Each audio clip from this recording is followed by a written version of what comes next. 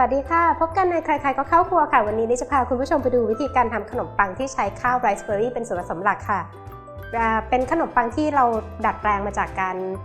เปลี่ยนจากมันฝรั่งมาเป็นข้าวไทยดูบ้างไปดูกันค่ะว่ามีส่วนผสมอะไรบ้างเรามาดูส่วนผสมของขนมปังข้าวไรซ์เบอร์รี่กันค่ะแป้งขนมปังข้าวไรซ์เบอร์รี่สุกค่ะน้ำเปล่าค่ะเกลือยีสต์ส่วนผสมครบแล้วไปดูวิธีการทำกันค่ะมาดูวิธีการทำขนมปังข้าวไรซ์เบอร์รี่กันค่ะก่อนอื่นใส่แป้งขนมปังก่อนนะคะแล้วก็ยีสต์ค่ะเกลือ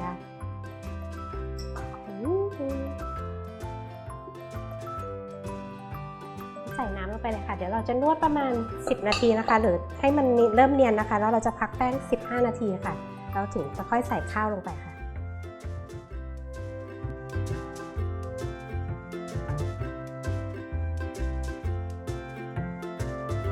ตอนนี้แป้งเริ่มเนียนเป็นก้อนแล้วนะคะเดี๋ยวเราจะพักแป้งประมาณ15นาทีค่ะแล้วเดี๋ยวเราจะมาใส่ข้าวกันค่ะนี่หลังจากที่พักแป้งไว้15นาทีนะคะเดี๋ยวเราจะค่อยๆใส่ข้าวเข้าไปค่ะไม่ต้องนวดมันมากนะคะค่อยๆกดข้าวลงไปไม่ให้มันบี้มาก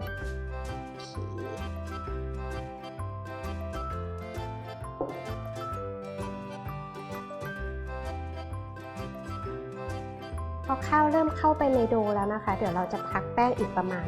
1.5 ชั่วโมงถึง2 ชั่วโมงค่ะรอให้โดขึ้นนะคะแล้วเดี๋ยวเราก็จะมาปั้นใส่พิมพ์กันค่ะ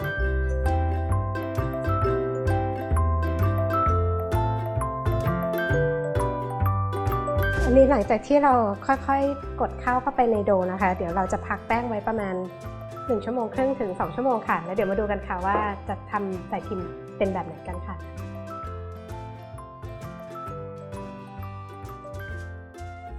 อันนี้เป็นขนมปังข้าวไรซ์เบอร์รี่ที่เราพักเอาไว้ประมาณ2 ชั่วโมงนะคะเดี๋ยวเราจะมาปั้นก้อนกันค่ะ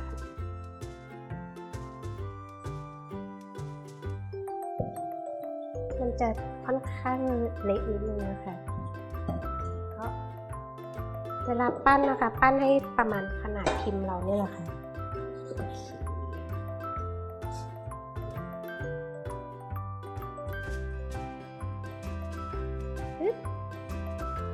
อันนี้เราก็ดึง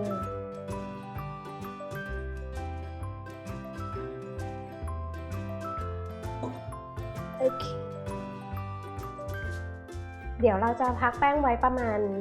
45 ถึง 1 ชั่วโมงนะคะตอนนี้ขนมปังไรซ์เบอร์รี่ของเราก็พร้อมแล้วนะคะหลังจากพักไปประมาณ1 ชั่วโมงนะคะเดี๋ยวเราจะเข้าอบที่ไฟบนล่างค่ะ200 องศาค่ะ45 นาทีค่ะเดี๋ยวมาดูกันค่ะว่าอบเสร็จแล้วหน้าตาเป็นยังไงเสร็จเรียบร้อยแล้วค่ะขนมปังข้าวไรซ์เบอร์รี่ของเรานะคะเดี๋ยวเราจะตักให้ดูกันนะคะขอบกระดก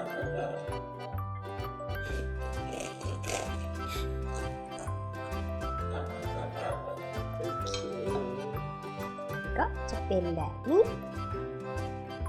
ติดตามวิธีการทำขนมปังโฮมเบคแฮนด์เมดที่ไม่ใส่สารเสริมใดๆกับนี้ได้ที่ foodtower.tv ค่ะพบกันใหม่คราวหน้าสวัสดีค่ะ